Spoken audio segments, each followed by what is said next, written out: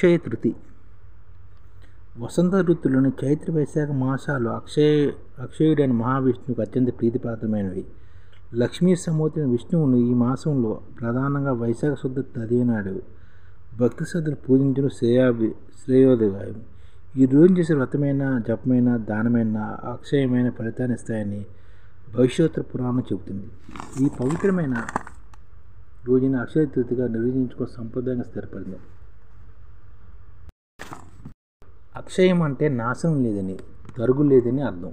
అక్షయ తృతీయ అంటే త్రేతాయుగాదని, పరశురామ జయంతిగా, బలరామ జయంతిగా ప్రసిద్ధి చెందింది. అక్షయ తృతీయని త్రేతాయుగాదిగా, పరశురామ జయంతిగా, బలరామ జయంతిగా ప్రసిద్ధి చెందింది. ఎన్నో పురాణ గాథలు ఈ పవిత్ర దినంతో ముడిపడి ఉన్నాయి. భాగవత పురాణంలో హిరణ్యాక్షుడు, హిరణ్యకశిపుడు గాథ విశేషమైనది. ఈ సోదరులు ఇరువురు విష్ణుద్వేషులు. వారిని సంహరించడానికి వరాహ, నరసింహ అవతారాలను శ్రీహరి దాల్చవలసి వచ్చింది. వరాహావతారంలో హిరణ్యాక్షుడిని శ్రీహరి వధించాడు. హిరణ్యకశిపుని కుమారుడు ప్రహ్లాదుడు తల్లి గర్భంలో ఉన్నప్పటి నుంచే నారాయణ భక్తులు లోకకంటకుడైన కుమారుని సైతం ఎన్నో కష్టాలు గురిచేసి చంపాలని ప్రయత్నించి హిరణ్యకశిపుని నృసింహావతారంలో శ్రీహరి సంహరించాడు. ఉగ్రరూపుడైన నరసింహ ప్రహ్లాదుడి కోరిక మేరకు శాంతింపరిచాడు. వరాన్ని కోరుకున్నాడు. హిరణ్యకశిపుడు, హిరణ్యాసులు వధించిన వరాహ, నరసింహ రూపాలతో శ్రీ లక్ష్మీదేవితో కలిసి దర్శనం ఇవ్వాల్సిందిగా ప్రహ్లాదుడు ఆయన వేడుకున్నాడు.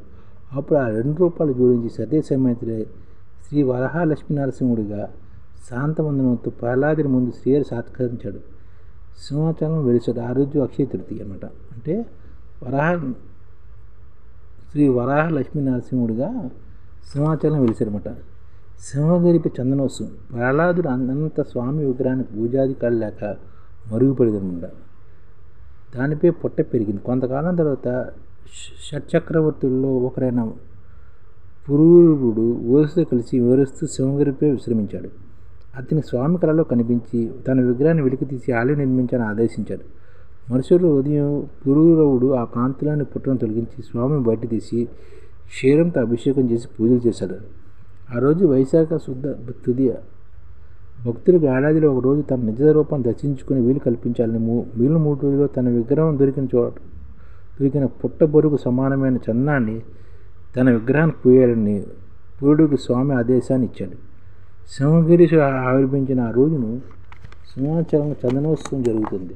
ఆ రోజున స్వామి నిజ రూపంలో కనిపిస్తాడు. ఆ తరువాత చందనాన్ని వైశాఖ శుద్ధ తదియ, వైశాఖ, జ్యేష్ఠ, ఆషాఢ పౌర్ణమి రోజుల్లో 4 విడతలుగా పోస్తారు.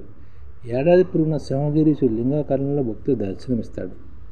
ఇదే రోజున పూరి జగన్నాథ, సుభద్ర, బలభద్ర పూజలు, ఆలయ సంప్రోక్షణ, ఆ తర్వాత చందనోత్సవాలు జరుగుతాయి. ఆషాఢ శుద్ధ విధియ నాడు నిర్వహించే రథోత్సవ నిమిత్తం ఆ 3 మూర్తులకు 3 రథాలు నిర్మించడానికి అంకురార్పణ చేస్తారు. కాగా శ్రీకృష్ణుడు ఆదేశం మేరకు సూర్యుని ధర్మరాజు ప్రార్థించి అక్షయపాత్ర పొందడము, అర్జునుడు అక్షయ తూణీరాలను పొందడము, విశ్వామిత్రుడి ద్వారా సకల విద్యులతో పాటు అక్షయ తూణీరాలను కూడా అందుకోవడం లాంటి కథలు కూడా అక్షయ తృతీయతో ముడిపడి వినిపిస్తుంటాయి. ఎన్నెన్నో విశ్వాసాలు అన్నమాట. అక్షయ తృతీయను అత్యంత శుభ్రమైన రోజుగా పూర్వులు పేర్కొన్నారు. ఆ రోజున చేసే భక్తి శ్రద్ధలతో ఆచరించి ఏ పుణ్యకరమైన అనంతమైన పుణ్యఫలాలు అందిస్తుందనే కారణంగానే పూర్వ ఋషులు ఈ పేరుని పెట్టారని పెద్దలు చెబుతారు.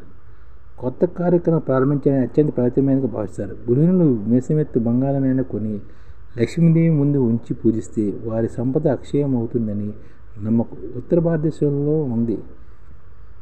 ఇది ఈ పురుషుడు దేశమంతటా వ్యాపించిందన్నమాట.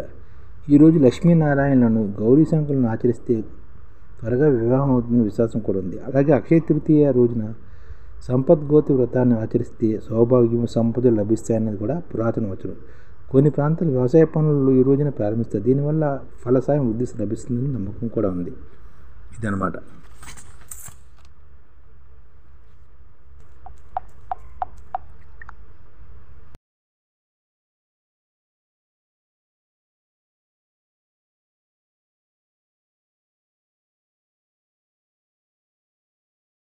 ఈ ఛానల్ ముఖ్య ఉద్దేశం ఏంటంటే మన తెలుగు రాష్ట్రాల్లో 1 కోటి మందికి సంఘటిత రంగాల్లో ఏ విధంగా ఉద్యోగాలు ఇవ్వవచ్చు, కనీస నెల జీతం 30,000 వరకు ఏ విధంగా ఇవ్వవచ్చు, ఏ విధంగా చేస్తే ఉద్యోగాలు సృష్టించబడతాయో వివరిస్తూ ఈ ఛానల్ వీడియోలు వస్తాయి. అలాంటి వీడియోలు మీకు కావాలంటే మన ఐడిఎఫ్ భాస్కర్ ఛానల్ని సబ్స్క్రైబ్ చేసుకోండి. ఐడిఎఫ్ అంటే ఇండియన్ డెవలప్మెంట్ ఫోర్స్. ఈ వీడియోలు చూసిన తర్వాత మీకు నచ్చితే లైక్ చేయండి, మీ ఫ్యామిలీ మెంబర్స్కి షేర్ చేయండి మరియు మీ ఫ్రెండ్స్కి షేర్ చేయండి. Thank you. నమస్కారం.